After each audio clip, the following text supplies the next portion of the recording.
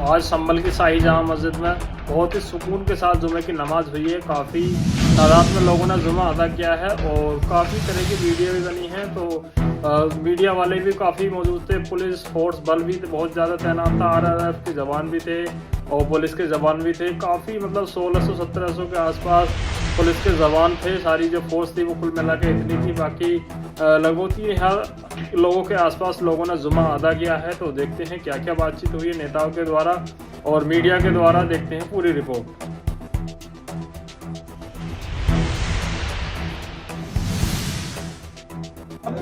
हाँ सर, क्योंकि मैं वकील तो बाद में हूँ, पहले सदर हूँ यहाँ का इस टाइम। सदर साहब क्या कहना चाहेंगे? कुछ नहीं, पूरी मस्जिद जो है नमाजियों से भर चुकी है और हमने जो और आने वाले लोग थे उन्हें अनाउंस करके रोक दिया है कि मस्जिद पूरी भर चुकी है, सड़क पर कोई नमाज नहीं होगी और सब अंदर ही नमाज अदा करें। इसलिए सब लोगों ने हमारा कहना मान लिया है, सब रुक गए हैं। मस्जिद में ही नमाज होगी। मस्जिद में तकरीबन 5000 लोग मौजूद हैं नमाजी, और किसी तरह की पुलिस प्रशासन हमारी पूरा सहयोग कर रहा है ऐसी परिस्थिति, और हम उनका सहयोग कर रहे हैं। ऐसी बात नहीं, कोई अभी घटना की कहीं से कोई भी संभावना नहीं। मैं अपनी बात आपके सामने जरूर रखूंगा और अपनी बात को इस शेर के साथ रखना चाहता हूँ। ये वफूरे गम से दो आंसू बहाएं तो बगावत है, और सितंगारे जहां को भूल जाएं तो बगावत है। समझ नहीं आता छेड़ें तो दास्ता कैसे, हंसाएं तो बगावत है और रुलाएं तो बगावत है। आज मैं जामा मस्जिद के अंदर, जो कि हमारी मस्जिद है, अल्लाह का घर है, और अब से नहीं कई सौ साल से ये मस्जिद तामीर है। यहाँ पर इबादत करने के लिए सारे मुसलमान तशरीफ लाए हैं और ये कोई नई नहीं है, हमेशा से यहाँ नमाज अदा करते हैं। मेरी मीटिंग थी कल वहाँ पर दिल्ली के अंदर और आज भी थी, लेकिन मैंने कल अपनी एजुकेशन कमेटी की मीटिंग अटेंड कर करके आज मैं नमाज के लिए हाजिर हुआ हूँ। मुझे मालूम चला कि पुलिस प्रशासन ने यहाँ बहुत तैयारी कर रखी है। पता नहीं तैयारी ये इतनी क्यों लगा रखी पुलिस फोर्स। यहाँ कोई जंग तो होने नहीं जा रही, यहाँ सिर्फ नमाज पढ़ने के लिए लोग आए हैं। और जैसा कि अभी 3 दिन पहले जो वाकया हमारे सामने आया, निहायत ही अफसोसजनक है। मैं अफसोसजनक इसलिए है क्योंकि संभल की सरजमी पर बहुत अमन व अमान के साथ, बहुत सुकून के साथ में सभी लोग, सभी धर्म बिरादरी के लोग सुकून से रह रहे हैं, लेकिन कुछ शरारती तत्वों ने इस माहौल को खराब करने का प्रयास कर रहे हैं। और वो शरारती तत्व उन्होंने जो याचिका डाली और उसके अंदर जो सर्वे का, मुझे ताज्जुब भी है इस बात का, और ये मेरा अधिकार है, मेरा अधिकार है कि मैं कोर्ट के आदेश को के खिलाफ आगे कोर्ट में जा सकता हूं, और जो कोर्ट ने आदेश दिया मैं उससे सहमत नहीं हूं। मेरा यह है कि इस आदेश के तहत, क्योंकि दूसरे पक्ष को यानी कि हमारे पक्ष के लोगों को नोटिस नहीं दिया गया, उनको सुना जाना चाहिए था पहले, सर्वे देने से पहले, आदेश देने से पहले। खैर कोर्ट का मामला है, उन्होंने आदेश दिया, लेकिन उससे ज्यादा मुझे ताज्जुब है कि संभल का पुलिस प्रशासन, इस उत्तर प्रदेश की हुकूमत के अधिकारी, पता नहीं ऐसा क्या हो रहा था कि आदेश हो रहा है कोर्ट का और 1-2 घंटे के बाद में यहाँ पे सर्वे कराने के लिए लिया है। इतनी जल्दी कौन सी थी, क्या मजबूरी थी उनके सामने जो इतनी जल्दी सर्वे कराने के लिए लाए? और सर्वे ये 2 दिन 4 दिन 1 हफ्ते में कभी भी हो सकता था, लेकिन अगर पुलिस प्रशासन इतनी जल्दी अगर और चीजों में भी कर लेता, अगर ये पुलिस प्रशासन ये जो लोगों के साथ हम मॉब लिंचिंग होती है, अगर उसमें भी इतनी सख्ती दिखाता, अगर ये पुलिस प्रशासन इसी तरह से लोगों के खिलाफ जो झूठे मुकदमे हैं उसको रोक करके उनके खिलाफ कार्रवाई करता, जो इस टाइप का माहौल खराब करना चाहते हैं, तो हमें भी खुशी होती। मालूम नहीं कौन सा नोबेल प्राइज मिलने वाला था। खैर फिर भी इन्होंने, पुलिस प्रशासन ने, कि अरे ये कितने भी, मैं खुले उससे कह रहा हूँ, कितने 10 चाहे ड्रोन कैमरे यहाँ पे क्या है, मैं खुली उससे आवाज को अपनी कह रहा हूँ, ये मस्जिद थी, मस्जिद है और इंशाअल्लाह मस्जिद रहेगी क़यामत तक। और रही बात इस संभल के अंदर सुकून है, हम सुकून को ही कायम रखना चाहते हैं। मैं आज सांसद हूँ उस जगह, आज यकीनन दादा मोहतरम बख्श साहब की बहुत कमी है, क्योंकि वो संभल की जामा मस्जिद से बेपनाह मोहब्बत रखते थे, हमदर्दी रखते थे। और लेकिन आज सबकी जिम्मेदारी बनती है कि हम अपनी मस्जिद की हिफाजत के लिए कानूनी लड़ाई को लड़ेंगे।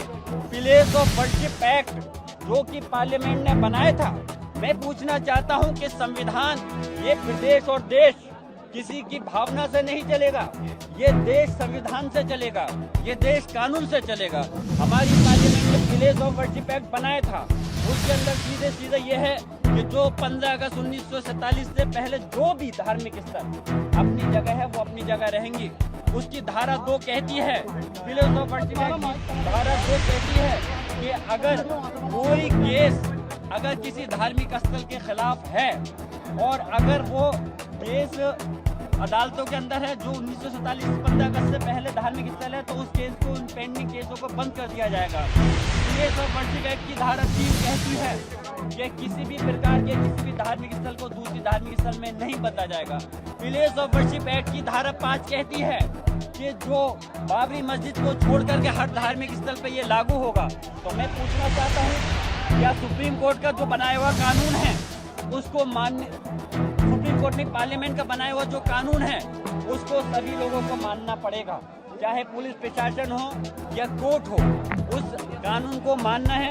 पुलिस प्रशासन का मकसद है कि अगर कोई गलत करे तो उसको के खिलाफ मुकदमा रखना, न्यायालय का काम है। अगर कोई गलत करता है उसके खिलाफ मुकदमा होता है तो उसके खिलाफ कार्रवाई करना, उसको सजा देना। लेकिन जो कानून बना हुआ है उसके खिलाफ आप कैसे कर सकते हो?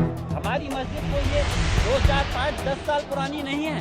इसको जो ये कहा जा रहा है कि बाबर ने किसी धार्मिक स्थल को उनको तोड़ करके बनवाया, अरे ये धार्मिक स्थल, ये मस्जिद पहले से किसी को तोड़ के नहीं बनाई गई। और हमारा मजहब इस्लाम ये कहता है, मैं आपको आपके चैनल के माध्यम से बताना चाहता हूँ, चाहे रिटन मीडिया हो या इलेक्ट्रॉनिक मीडिया, हमारे मजहब इस्लाम ये कहता है किसी धार्मिक स्थल को तोड़ के तो अपना धार्मिक स्थल बनाने की दूर की बात है। अगर कोई हमारा मजहब का भी अगर इंसान है, मुसलमान है, तो उसकी जगह पे भी जबरदस्ती आप उसकी सहमति के बगैर धार्मिक स्थल नहीं बना सकते, तब तक वो जायज़ नहीं होगा। तो ये धार्मिक स्थल मस्जिद की, अरे नहीं सदर साहब मैं बात रख रहा हूँ, उसमें गलत क्या है? अरे हक है, हक कहेंगे हम पुलिस प्रशासन और सरकार से दबने वाले थोड़ी हैं। अरे हम इस देश के मालिक हैं, नौकर गुलाम नहीं हैं। हम इस देश के अंदर जब आज़ादी की जंग लड़ी गई थी, जब बंटवारा हुआ था, हमने इस देश को अपनी मर्जी से चुना है, मजबूरी से नहीं रह रहे इस देश के अंदर। हम इस देश के अंदर बाई चॉइस हैं, हम मजबूरी से, तो हमारा हक है हमें बोलने का, हमें अपने धर्म को अपनाने का, हमारे अपने धार्मिक स्थलों की हिफाजत करने का हमारा फर्ज बनता है। और हम कानूनी लड़ाई को लड़ेंगे और मैं प्रयास करूंगा। पार्लियामेंट का सेशन शुरू होने वाला है 25 तारीख से। मैं कोशिश करूंगा कि इस मसले को इंशाल्लाह कि मुझे बोलने का मौका मिले पार्लियामेंट में, मुझे मौका मिलेगा तो मैं इस बात को पार्लियामेंट के अंदर भी उठाऊंगा। और रही बात कानूनी जो दाव पेच है, उस कानूनी लड़ाई का जवाब हम कानूनी लड़ाई से ही देंगे। हम यहाँ कोई संभल की सरजमी पर कोई हम लड़ाई जंग नहीं करना चाहते, ना किसी दूसरे धार्मिक लोगों से, ना ही पुलिस प्रशासन के लोगों से। लेकिन हम ये चाहते हैं, क्योंकि रही बात जहाँ तक धर्म की बात है, मैं कह रहा हूँ, मुझे जो वोट दिया है, मुसलमानों के साथ दूसरे धर्म के लोगों ने वोट दिया है, मैं उनका भी सम्मान करता हूँ। लेकिन उनका सम्मान भी करता हूँ, उनका काम भी करता हूँ, और उनको हक और इंसाफ के लिए राजनीतिक तकाजे से, जिस कुर्सी पे मैं बैठा हूँ उससे भी, और मजहबी तकाजे से भी मैं मुसलमान और हिंदू समाज के लोगों के जायज़ काम को करूँगा। लेकिन जहाँ मैं मजहबी आदमी होने के नाते, ये जामा मस्जिद अल्लाह का घर है और प्लेस ऑफ वर्शिप एक्ट का जो उल्लंघन किया जा रहा है, मैं चाहता हूँ उसके ये चीज़ें नहीं होनी चाहिए, क्योंकि ये सारी धार्मिक स्थलों पर अप्लाई होते हैं, चाहे मस्जिद हो, गुरुद्वारा हो, धार्मिक चाहे मंदिर हो या गिरजाघर, कोई भी चीज़ हो, हर उस पर लागू होता है। तो सिर्फ बाबरी मस्जिद को छोड़ करके प्लेस ऑफ वर्शिप एक्ट में था, सारे धार्मिक स्थल जो 15 अगस्त 1940 से पहले हैं वो अपनी जगह रहेंगे, उनकी जगह पर कोई दूसरा नया रूप या दूसरा धार्मिक स्थल नहीं बनाया जाएगा।